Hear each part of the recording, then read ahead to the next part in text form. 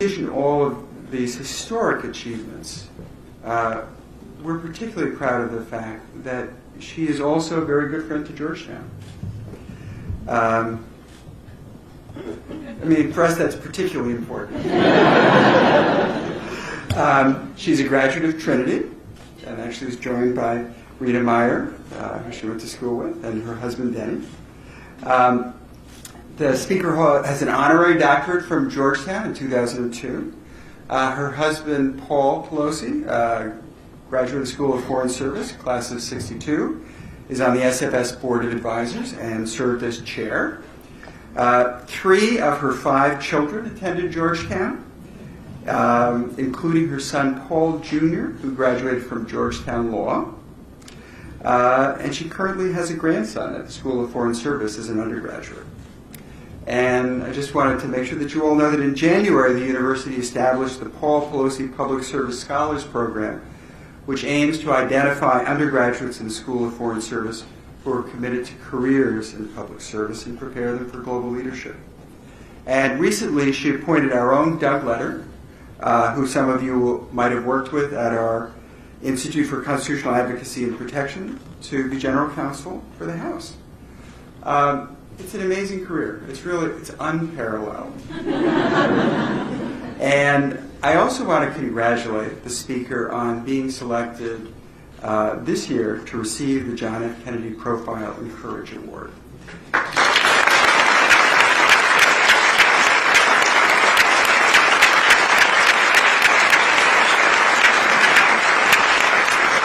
And Caroline Kennedy, in a statement announcing the selection, very appropriately said, Speaker Pelosi is, and I'm quoting, the most important woman in American political history. Ladies and gentlemen, Speaker Pelosi.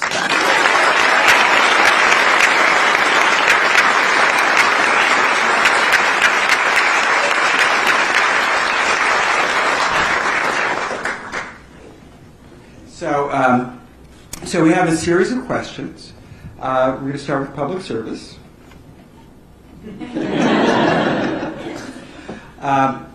As I mentioned, Speaker Pelosi, you're the recipient of this year's prestigious Profile and Courage Award, which many people regard as the Nobel Prize for public service. And public service, I know, is obviously very important to you. And I also know that very famous Georgetown Law graduate, Father Drynan, was an important figure in your life and career. And we at Georgetown Law put a great deal of emphasis on public service for our students through our Office of Public Service and Community Service, our Bloom Public Interest Scholars Program. We have 13 Georgetown Law alums in Congress right now. One of the things that I've heard as we get ready for graduation are really 2 different sentiments. Some people see the difficulties of life in public service and have decided it's not for them. But for other people, they think it's an opportunity to make a difference. And so let me start. What would you advise students about a career in public service? And for those who are considering running for office, where do they start? You got your own. No expense spared. Thank you very much, Dean, for the invitation to be here. What an honor to be with your graduating class and all that we see about the aspirations for the future and the beautiful grounding in values and education that they have received at Georgetown Law. I am here with my college roommate, Rita Meyer from Trinity College. When we were in college, she was dating Dennis Meyer, who was a student at Georgetown Law, so our connection goes way back. And I love seeing all of you, but if I look distracted, it's because a baby came in. And everything is about the future. Everything about public service and government and the rest is about what we do to make the future better. That is the responsibility received from our founders. That is responsibility we have to our men and women in uniform. And I want to thank Ms. Nicholas, or either Ashley, thank you for your service to our country. We have an obligation.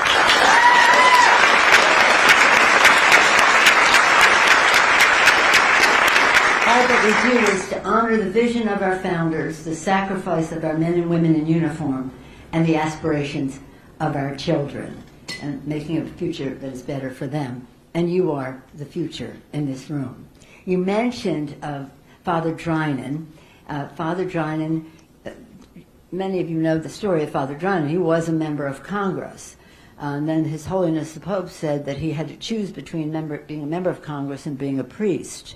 Thou art a priest forever, so he remained a priest and left Congress. I don't know if it was a comfort to His Holiness or not that he was replaced by an LGBTQ leader, Barney Frank. But in any event,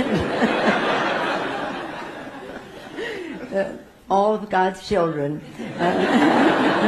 Tomorrow we'll be passing the Equality Act, which opens up the Civil Rights Act to LGBTQ community for all protection.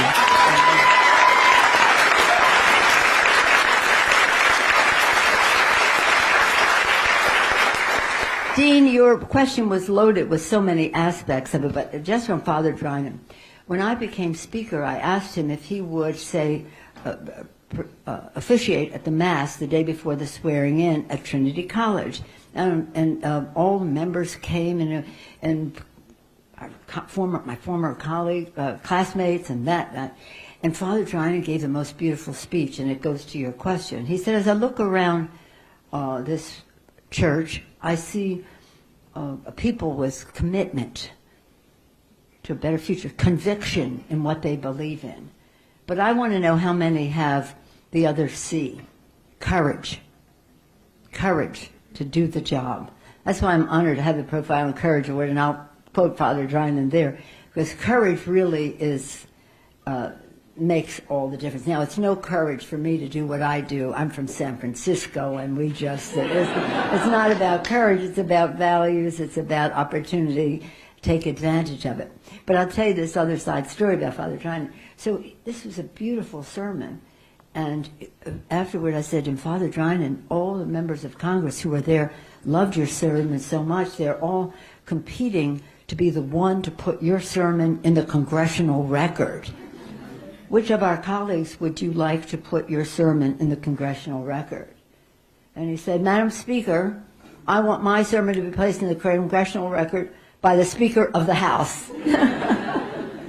That was Father Drinan. In any event, when people talk about public service, when I was raised in my family, my father was in Congress when I was born. When I was in first grade, he became the mayor of Baltimore. When I first met Rita Murray, then Rita Murray, now Rita Murray Meyer, at Trinity College, he was still the mayor of Baltimore all those many years later. And we were instilled with the idea that public service was a noble calling. That in our family, I was born into a family that was deeply Catholic, fiercely patriotic, loving America, proud of our Italian-American heritage, and in our case, staunchly democratic. And we saw a connection between our public manifestation of attitude toward people as an extension of our faith. There's a spark of divinity in every person. We respect everyone as God's children, and that we have responsibilities to each other.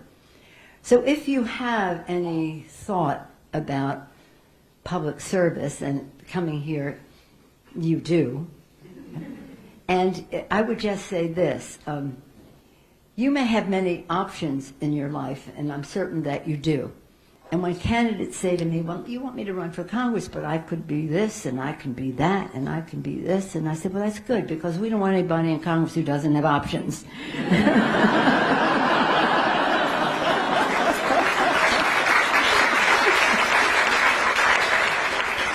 But if you decide, because it is an insatiable beast in terms of the time and the demands of it, if you decide that you want to step into the arena that Teddy Roosevelt spoke about so beautifully, not to be a spectator, but to be in the arena, if you decide to step into the arena, know why. Know your purpose. I say to candidates or prospective candidates or just young people who, like you, who may be considering such a thing, know your purpose. And you have to do that in anything that you do, but in public service, Know your purpose. Is it about climate? Is it about justice? Criminal justice, juvenile justice? Is it about education? What is it that is your passion? Know your purpose, why you step into the arena. Know your subject. Know something about it so that when you're talking about it, people respect your judgment. Your why, your what. Know how. Think strategically. How would you achieve the goals that you take us closer to the vision that you have for our country based on the knowledge that you have and know what you need to learn. Why, what, how. But the most important part of it all is to have the confidence of all of that, but the humility to listen, to learn from others, and especially from the constituents that you want to represent. The connection you make with them is everything. This is all intellectual. The connection is from the heart. Your authenticity about who you are, why you want to do this, what drives you and what you know about that, and how you plan to attract others to you in that venture, or join in with them. Collaboration, very important. But authenticity being the most important part of it. Because people see, many people in politics have shared visions and this or that. But you are the only authentic you. And that's why I say, especially to some of the young women who might have some hesitation, just know your power. There's nobody like you. Your authentic, individual, unique contribution that you can make. And when you step into the arena, be ready. Because you really, you have to be ready to take a punch, and you have to be ready to throw a punch. I thought we were talking honestly here right now. And because it is, if you are effective, you will be a target. That's for sure.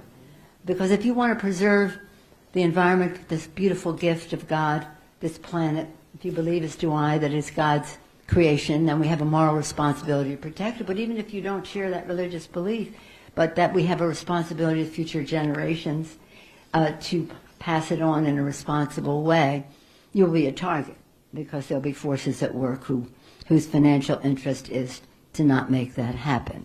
And the list goes on.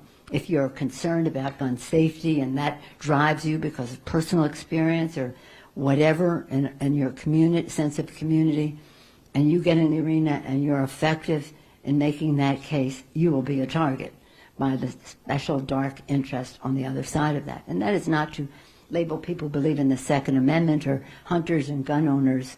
Many of them believe in gun violence protection in terms of background checks and the rest. So I'm not painting everyone with the same brush, but I am saying you'll be a target. If you're not effective, you might not be a target, but but be effective, be a target, make a difference in all of it. But it is a sacrifice to your family in terms of the time that it takes and the rest. So they have to share your purpose, your why as well. And I've been very blessed. My dear husband, Paul, who went to Georgetown undergrad, as you mentioned, served as chairman of the board of the Foreign Service School for years now, emeritus. He's been really a good sport about all of this. So when you entered politics, what was your purpose? My purpose, my why remains the same why. Every morning I get up, don a suit of armor, eat nails for breakfast, and get ready. Get ready for the fight. And my purpose is very simply, my husband Paul and I have 5 children. It's the joy of our lives, just such an exciting thing. Now we have 9 grandchildren. But then, I'm going back then before, I couldn't tolerate the fact that 1 in 5 children, now 1 in 5 children in America goes to sleep hungry at night, lives in poverty, and this is the greatest country that ever existed in the history of the world. Why is that the case? Why is it still the case? Because there are forces at work who, well, not to go into that, my why is that I care about that, and I know about the subject, being a mother of 5. And by the way, I would say to anyone, Mom, back there, wear your banner as a mom, as a gold star. That is one of the most challenging jobs in the world, and mastering that is a real accomplishment and something not to be diminished when you go into the public arena. Somebody says, well, I'm just a mom. No, you are a mom. That's not just a mom. And so that was my motivation. Now, I never intended to run for Congress. I'm just speaking to you in case you're in this same boat. I never intended to run for anything. It's basically a shy person, right, Rita?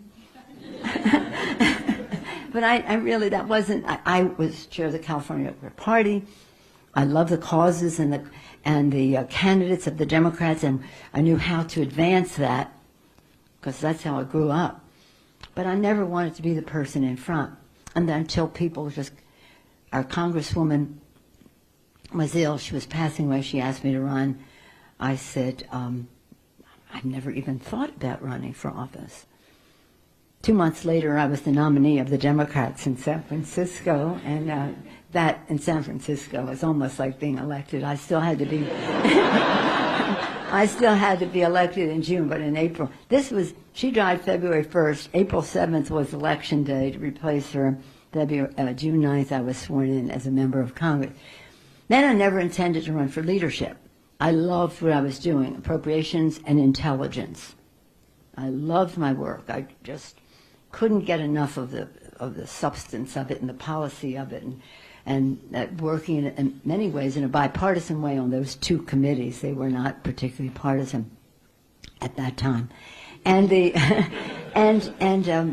then my colleagues started saying, you should run for leadership, you should run for leadership. And I said, no, that's not what, I'm not even going to be here that long, 30 years later. But so then, they encouraged me to run, so then I ran. And one of the reasons I ran, I was really tired of losing. We won in 94, we lost in 94, 96, 98, 2000, all that. And I was like, whoa, I know how to win. So I'm going to take responsibility. And we had some big successes in California politically that gave me the policy opportunity.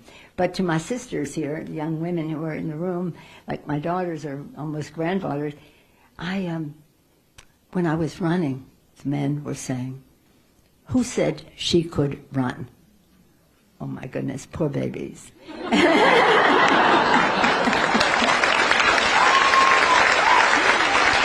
She could run.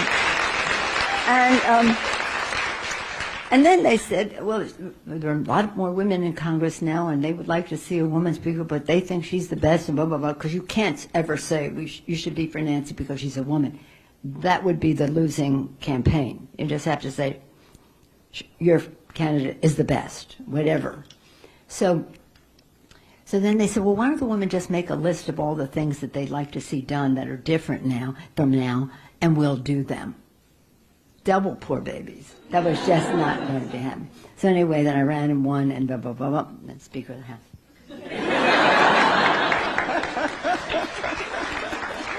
And it is a very interesting thing, because when I was Speaker before, I was so busy, passing our energy bill with President Bush, actually. Then when President Obama became president, all the glorious things that we could accomplish. So I was just busy. So this time they said, well, you're more, shall we say, out there, unplugged, so to speak, on all this. And I said, why? Because I was busy then before. I wasn't sort of saying, I'm the Speaker of the House and I want people to know. I want young women, I want women, whether they're young or whether they're young coming into the public arena, to have confidence, to know that President, Vice President, Speaker of the House, the third highest position in the country. But really breaks my heart to be introduced as the most powerful woman, because I was so certain that we would have a woman president by now. And we must, and hopefully it will be soon. I don't know when. But in any case, but I do think it's important to take credit for what you are doing. Don't underestimate you, the power of you. And so I'm trying to say, modesty forbids. Growing up as an Italian, American, Catholic, modesty, we were instilled with modesty. In fact, Dean, when I was elected Speaker the first time, you get elected in the caucus and then you go to the floor a couple months later. But when I was elected in my caucus, when I went up to the podium, the chairman, then Rahm Emanuel, Mayor, Chicago now, he said, he was the chair, and so he was introducing me. He said, your parents would be so proud of you as speaker. And it just jarred me because I thought, my parents just wanted me to be holy. Isn't that what our parents wanted, Rita? It wasn't about being Speaker of the House. It was about being a good person, being holy. And I said to them, they just wanted me to be holy. So it was kind of a leap forward culturally for a person of my generation to become first woman Speaker of the House. Yeah. That's right. That's great advice. Actually, the majority of our students are women, so your advice on leadership is very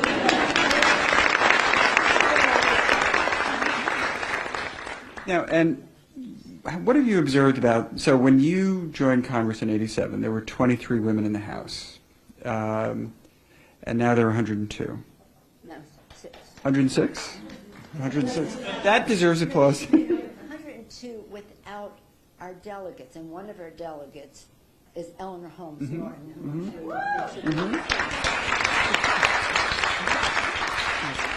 As a matter of fact, about 2 weeks ago, we dedicated our green in honor of Congresswoman Norton, which was really Now that great. you did that, thank you so much for doing that. No, she's a great leader as well. She's fabulous, and she loves Georgetown. So, what have you observed, to talk about kind of the larger number of women in Congress, what have you observed about the rising group of women leaders in Congress? It's the most exciting thing. Again, gentlemen, without all the due respect in the world that I have to all of you, it is very exciting when you think that we've had 200 years. When I went to Congress, 23 women out of 435 in the House of Representatives, 2 out of 100 in the Senate. So on our side, we had 12. On their side, they had 11. We made a decision. This has to change. At the beginning, the men were not too fearful of us, 23 out of 435, that was nice, Till our numbers grew, then it was like, what are they all standing in the well for together?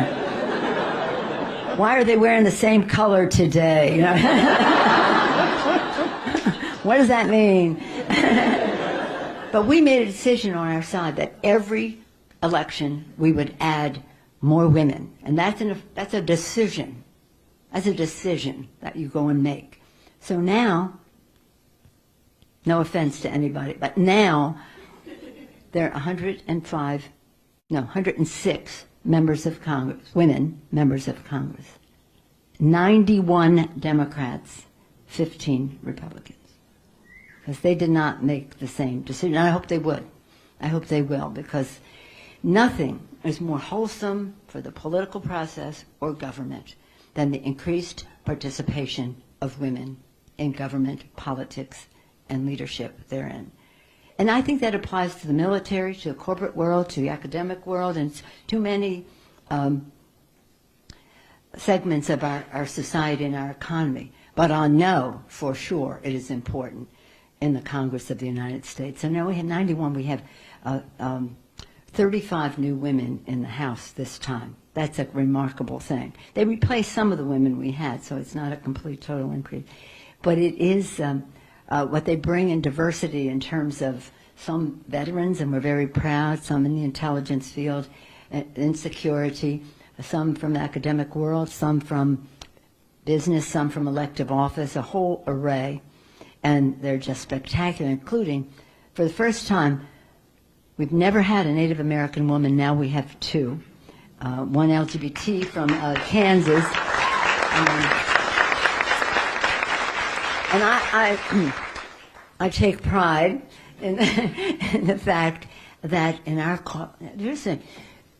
Dean, you remember, nobody was born here yet, but you understand, when the Watergate babies came to Congress, this was a big class in 1976. You're shaking your head, you remember. This was a big class, transformative, newcomers, fresh eyes on politics and the rest. Fabulous. Some of my best friends, George Miller, as you know, and all. Not one of them had a gavel in the first year, chaired a subcommittee of Congress. In our freshman class, because of decisions we have made, 18 freshmen are chairs of subcommittees in the Congress of the United States. 10 of them are women. 10 of them are women. So we're very proud of the leadership role immediately they'll have.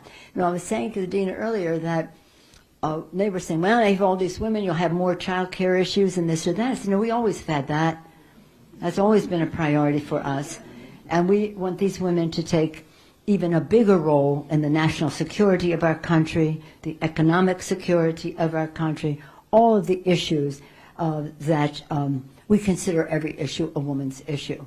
So yes, we will attend to our what have traditionally been thought of as women's issues, but we consider every issue a woman's issue. And we're really very proud of our women in national security, Ashley, and thank you again for your leadership there.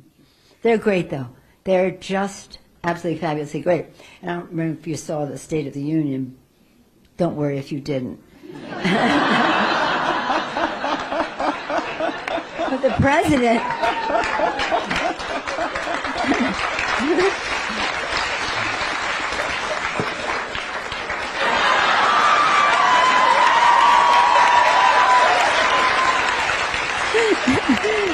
The president was almost taking credit for the fact that there were so many more women in Congress.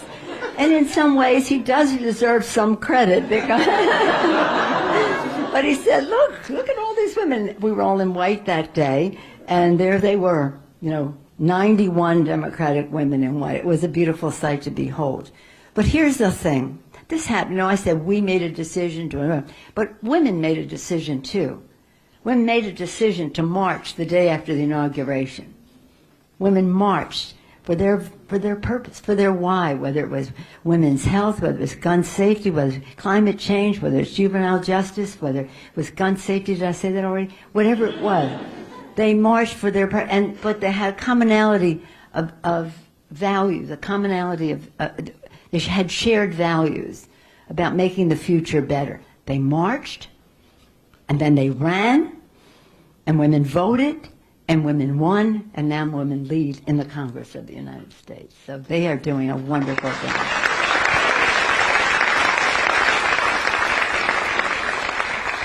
No, it's remarkable, and you played such a major role in making this possible. I played a big role. So actually, one thing I'd like to focus on for a moment is on your leadership style. So actually, Professor Hilary Sale, and I'm not going to ask Professor Sale to stand, but if she could raise her hand. Professor Sale asks, how would you characterize your leadership style and how it's changed over time? And can you offer key strategies that have helped you throughout the years? Oh, my goodness. We're never going to get around to impeachment.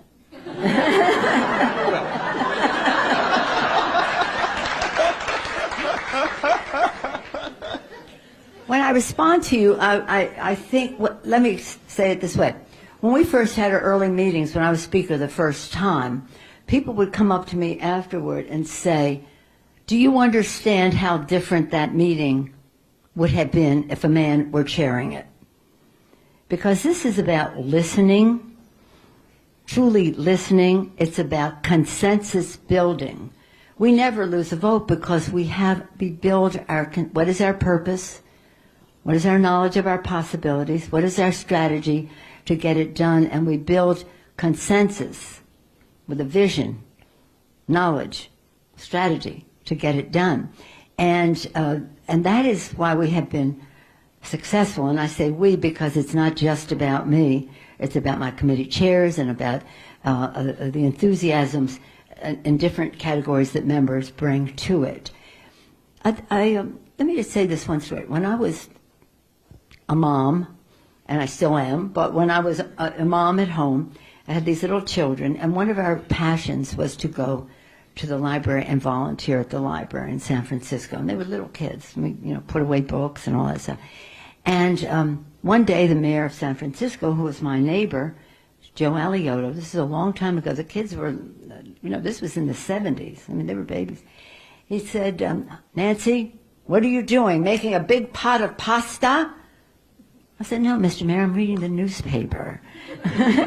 But that's how he envisioned things. He's Italian-American, we're neighbors. I said, no, Mr. Mayor, I'm reading the newspaper because right now the children are home from school, they're playing, I have their dinner ready, and the New York Times used to come at 4 o'clock in the afternoon in San Francisco. Now it comes by the wire, but this was ancient history. So he said, I'm calling to ask you to be a member of the board of the library commission, a member of the library commission. And I said, no, Mr. Mayor, I don't want to do that. I love the library. He said, I know you love the library. I love the library. We'll do this anyway. I don't need to have a title to be a volunteer at the library. Now, this is a man who asked me if I was cooking at the beginning of the conversation, who said, Nancy, have what you do be anointed officially. If you're doing the work, don't say, I won't take the title, because you deserve the recognition. You deserve the recognition. You will have a vote on the library. You'll be a commissioner of the city. People will care about your opinion. And he was absolutely right. It made a tremendous difference. That was my first official involvement. And I thought every young woman should hear this. Every mom should hear this. Don't just do the work and have the satisfaction that you were doing good things. If you can get the recognition, it might not be a commission, or it might be, but at least there'll be the recognition that you can be counted on to do something, so when something else comes along, that it's an ever-widening circle of responsibility. Who knows, you could be Speaker of the House. But I do say you have to, and it's uncharacteristic for, again, from some of our generation, and hopefully not in yours, to be assertive about what you have done and take credit for it. Take credit for it. And so that is one story that I tell about women having to assert themselves. Because how many times have women been at the table and they'll say, I think we should do this, that, and that. 2 people later, some guy says, I think we should do this, this, and that. Without even saying, Rita said that 2 minutes earlier. And then all of a sudden the other guys will say, that is such a great idea. Get out of here. Then I don't, this may have never happened to you, but ask your moms or something. And then I realized why they do that. It's not that they're ignoring what the woman said. It's that they weren't even listening when she spoke. Get the gavel, they listen. No, but it is, so you just have to, the most important thing that I would say about my approach to things is, I may try to take people to a different place or a more intense point of view, or not. Or maybe you want to temper some of the point of view. But if you have a plan, you have a chance. So I always say, a vision, I always like a room full of dreamers. If the dreamers have a plan, all the better. A vision with a plan is a success. A vision without a plan, it's a fantasy. So always try to have that. Remember I said they had the vision, and based on your knowledge to strategically plan how you would, when people know you have a plan, they pay much more attention, more likely to go along with it. And that's how we were able to do some things like pass the Affordable Care Act and those kinds of things, which were really groundbreaking. But we said to them, we're going to break ground, and we're not leaving it broken. We're going to make sure that we succeed in passing the legislation. So I hope that's helpful. That's great. That's great. Good. But know your power, be ready, have a plan. And listen. You know, be respectful. I mean, I do listen, because you have to have the confidence, but also the humility to listen and to learn and do better. And has your leadership style changed over time? Well, I've become more braggadocio. And now I'm more assertive and saying, yeah, we did this together, and this is why we did it, and the women played a major role, because sometimes you just like to be under the radar and just get your success. But other times you have to say, this is what you're reckoning with.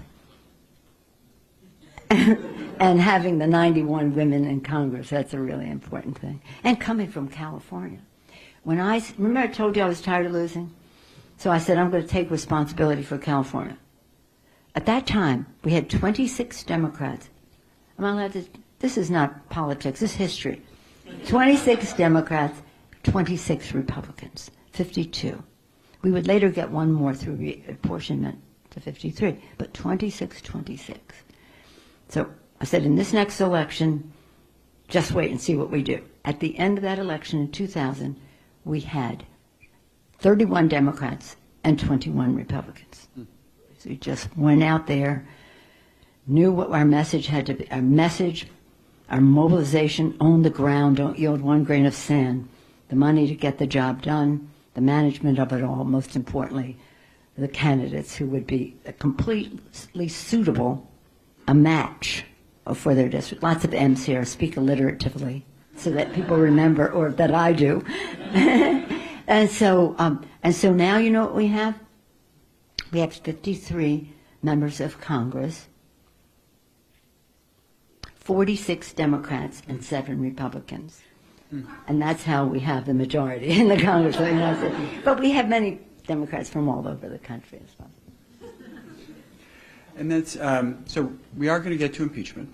I don't want to. As I said, I don't want to impeach, but if you want to talk about it. But I did want to, because when we were talking before, one of the things that you said was the great issue of our time is climate change. So I have a question from Lauren Phillips. Is Lauren here? Hi, Lauren. Thank you. Does anyone else have a climate question? You want to stand up and identify with that? So Lauren's question is, many people my age are deeply worried about the climate crisis. As Speaker, what is your plan to ensure that the United States draws down greenhouse gas emissions in line with what science says is necessary to avoid catastrophic global climate change? Terrific question. Thank you, Lauren. When I was Speaker the first time, my flagship issue was climate and energy independence. We saw them as related. And we established a select committee on climate. Ed Markey chaired it. And we went all over the world, even under the poles. I couldn't go everywhere they were going because I had this other day job.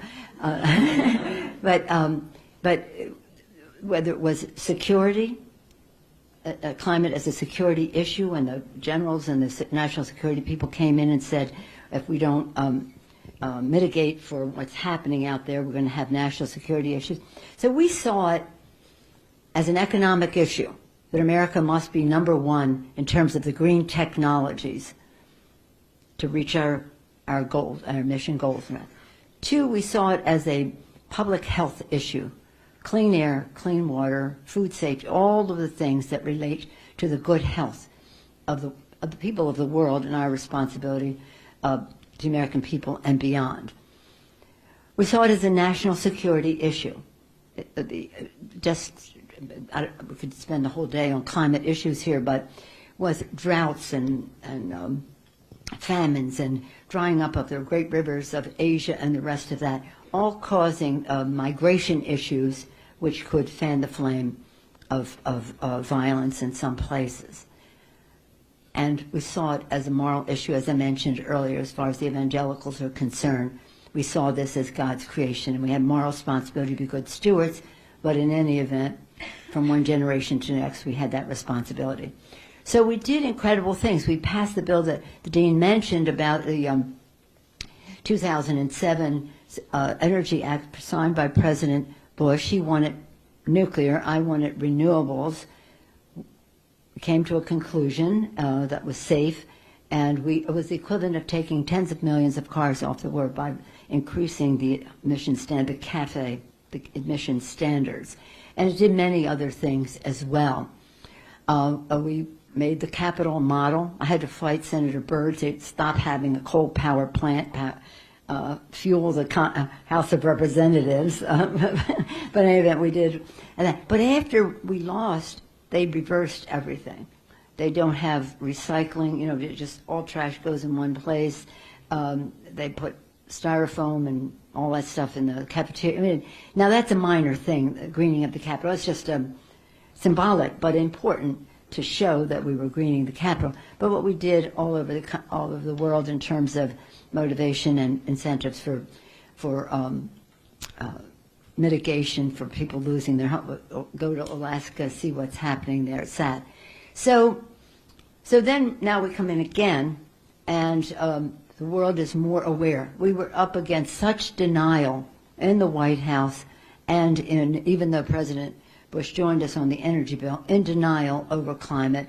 Europe was way ahead of us. The European Union was way ahead of us. We all went to Copenhagen, and the Europeans could see what we were up against here in terms of denial. They're still in denial, but we have another select committee chaired by Kathy Castor of Florida, absolutely, totally fabulous. 3 of the freshmen are on the select committee, and again, it's about jobs, it's about public health, it's about national security, it's about faith, our responsibilities to this planet, our values. And it is, right now they're taking all of the testimony as to what is the most aggressive, achievable, but beyond that, not the boldest common denominator that we can get to. And we just passed last week something called Climate Action Now, and that is to return to the Paris Accord, as well as saying to the president, what's your plan? What's your plan? Are you just ignoring this? But this is, for your generation, I considered it for mine, but for your generation, this is the issue. It's about the economy, it's about our security, it's about our health, it's about our values, it's about our planet, it's about our future. And it cannot be ignored. It applies in every way to everything that we do. It's pretty exciting. Now, we have some exuberances that may or may not be, when subjected to, is this really going to work or whatever it is, but that's the legislative process, and we'll put everything on the table as agnostically as possible to say, without prejudice, what will work the best way to reduce our dependence on fossil fuels. But I'll tell you, they're out there. The industry is out there just advertising themselves as protectors of the environment. Oh my God. Oh my God. So it's a wonderful challenge, and it is absolutely, totally essential. And we have a tremendous responsibility, but my faith is in young people because you understand it. I don't know. I say to my colleagues in Congress, do you have children who breathe air? Grandchildren maybe or something, but it's amazing the denial that is there. But that's why for our For the People agenda, we were lower health care costs by lowering the cost of prescription drugs, bigger paychecks by building the infrastructure of America in a green way, and H.R. 1, cleaner government. Lower health care, bigger costs, bigger paychecks, cleaner government. And people believe that if you do reduce the role of dark, special interest money, that there's a chance you can prevail over the special, dark interest money that goes into fighting the climate issue, the gun issue, the lowering cost of prescription drug issue, name any issue. People know that if the role of money is reduced, you'll have a better shot at getting better policy. By the way, speaking of money, I'll say this back to women. If we reduce the role of money in politics and increase the level of civility, we'll have many, many, many more women in politics and government, and that would be a good thing.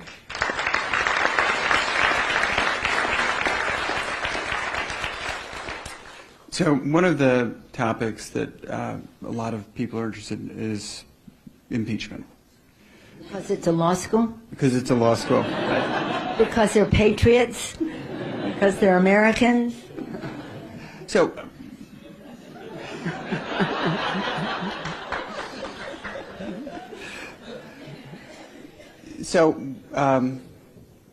you've spoken about impeachment and whether it's appropriate to pursue it at this time. How do you decide whether the time is right? Do you look at precedent? Do you talk to others in the House? What are the considerations? The issue of impeachment is a very divisive issue for our country. And all the things I talked about, lowering healthcare costs, building the infrastructure, I'm not sure about the clearing government part, but the first two have strong bipartisan support in the Congress and with the president. He says he wants to do those. So we always try to choose issues that are unifying and not dividing as our priorities. There's some that are just going to be a fight. But, for example, in our first 10 bills that we have out there, the Equality Act, as I mentioned, the ending discrimination against the LGBT community, equal pay for equal work, Violence Against Women Act, Dreamers that we'll do probably next week, net neutrality legislation, gun violence protection, climate action now. Many of those issues, 80% in the public, 70 to 80% in the public, Democrats and Republicans alike, and some in the Congress of the United States. So you try to unite. Our founders gave us wonderful things, including a constitution that could be amended to expand freedom. Thank God they made it amendable. But what they also gave us was guidance, e pluribus unum, from any one. They couldn't imagine how many we would be or how different we would be from each other, but they knew we had to be one. Remember that we were one. So you try to be unifying. Impeachment is a very divisive thing. Now, we have a responsibility, the Constitution. We take an oath of office to protect and defend. The beauty of the Constitution is manifold, but one of its core beauties is that it is separation of powers, separate branches of co-equal branches of government to check and balance on each other. That is the heart of the Constitution, so that any branch could be preeminent. In fact, if there wouldn't be a branch that would be preeminent, it would be the legislative branch, because it is elected and frequently, and it is many people and a whole thing. But anyway, it's Article 1. So here's the thing. If you were to have a president who would defy his oath of office and reject the oversight responsibilities that are part of Article 1, if you had a president who might be perceived as obstructing justice by withholding information and threatening people who might provide that information, if those kinds of circumstances would exist, if you had an assault on our election that was clear and by the intelligence community conclusively that the Russians interfered with our election and there was some connection to possibly some person's campaign, it would maybe point to some actions in the Congress, in the courts, and in the court of public opinion. So we, trusting my chairmen, who are fabulous and wonderful and smart and strategic and evidence-based, we have a path where we are investigating and exercising our constitutional responsibility to have oversight, and also our constitutional responsibility as a separate branch of government to hold the other branch accountable, predicated on the fact that no person is above the law, not even the President of the United States. So, when you go to a place where you're looking at your options, you're doing oversight, which might lead to investigation, and you're getting you give friendly requests for information that may or may not be responded to. Then you go to a friendly subpoena, which may or may not be responded to by a possible president and his administration that might have engaged in certain activities. Then you go to a not-so-friendly subpoena and make certain, and then, because you're lawyers, you know that you have to try for accommodation. Well, how can we get you to give us this information? How can we get you to give us the unredacted Mueller report, the truth for the American people? We have to insist upon that. Now, we want to be accommodating on how we do this and what is truly a source and method that we have to protect, what is truly a law enforcement piece that should not be revealed necessarily at that time. Okay, we all, I'm an intelligence person longer than anybody in the Congress, and I understand about sources and methods, so they shouldn't use that as an excuse. Okay, so now you're on a trail of investigation, a path of investigation. At some point, what serves your purpose in the courts? You have to demonstrate accommodation. Stop me if this is more on the subject than you ever want to know. But secondly, you have to show your purpose. Now, last night, the White House put out a disgraceful letter, shame on them, because it basically said that Congress has no right to investigate anything that any president does. But you have to read it because it's horrible, and I don't want to ruin your afternoon any worse than it may already be. But one of the things that has standing in the court, show your accommodation, but also this information has a purpose: to honor our oversight responsibilities, to hold the other branch accountable, and in case we want to impeach. That is a purpose in the Constitution, honored by the court as a purpose for getting the information. Because last night what they were saying is, unless this has a legislative purpose, there's no reason for us to give you anything. No, it could have an impeachment purpose. Now, I don't want to impeach. I want them to give us the information before they have to spend too much more money on lawyers. But that, no offense. I'm just thinking of their own personal situations, but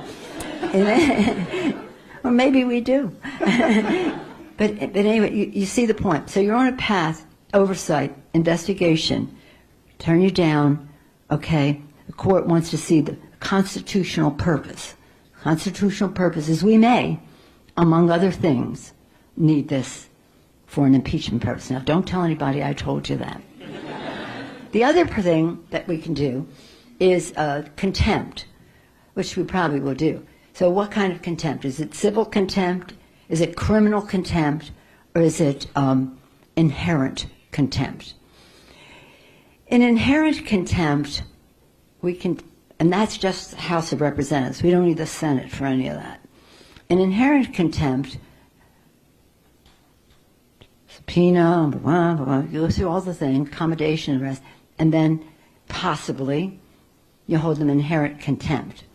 If they do not comply, you exact fines, and they have to pay the fines, or else you have recourse. So there's two possible places that might be a motivation for somebody to answer a subpoena earlier on. And that would be my hope, is that we don't have to go to any other place. But these are just options that are out there. I think the president every day gives grounds for impeachment in terms of his obstruction of justice. You never say blanketly, I'm not answering any subpoenas. Article 3 of the Nixon impeachment was he refused to honor the subpoenas of Congress. So, but again, you mentioned history, so I mentioned that as a reference. But everybody today is an instant gratification. You got a subpoena, we want somebody to go to jail. No, it takes time, right, Danny? Cases take time, and you all know that. And so we can't have the instant gratification that people want right now and here because they want to know what's in the Mueller report and this or that. We have to get it, and it takes time. And historically, during the Nixon, history will show, they had investigations for a long time before they introduced the articles of impeachment. And when they did, he was never impeached. Finally, the Republicans said, okay, it's over. The shameful part of this, if I may cross the line into politics, I don't know if this is politics, the Republicans are absolutely, totally not honoring their oath of office by what they're ignoring in the White House right now. But again, our founders, that they said, the times have found us. Found them to found this country. Found Lincoln to hold it together. found us and you to support and defend the Constitution of the United States. And it doesn't mean that we put ourselves in the category of our founders, what a blessing they were, Lincoln, what a miracle he was. But the urgency of now is very clear. And whoever the president is, Democratic or Republican, this has nothing to do with politics, Democratic or Republican, it's trivial. And I say to my colleagues in terms of the subject, and to my supporters who want him impeached like before, this isn't about passion, it's not about prejudice, it's not about politics, it's about the presentation of the facts. It's about patriotism. And whatever that path takes us, we cannot resist. But on the other hand, we have to exhaust every other remedy on the way.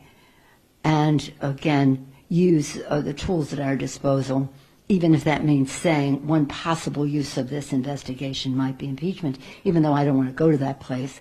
But if that's what protects us in court. As I say in court, let me finish by just saying, Doug Letter, you mentioned Doug, fabulous. Just fabulous. Thank you, Georgetown, for Doug Letter. Our members are so proud. He's so wise, so knowledgeable, and argued for us already twice before the Supreme Court, once to protect the census. They're assaulting the census because, well, no time to go into that. And then the Affordable Care, and there are other things as well. But think of you. Look at your beautiful futures, the magnificent education you have received here, grounded in the values of Georgetown, enlightened by the quality of your professors and the rest, bringing who you are to it and interacting with each other in the mix of things. We take great pride in the fact that you're right down the street from us, and one day you'll be studying, well, maybe even now, studying the laws that we have made, but certainly executing them or operating under the jurisdiction of them. So thank you. Thank you for taking the step to become a custodian of justice in our country, because that is really what it's all about, liberty and justice for all. Thank you all so much. Thank you.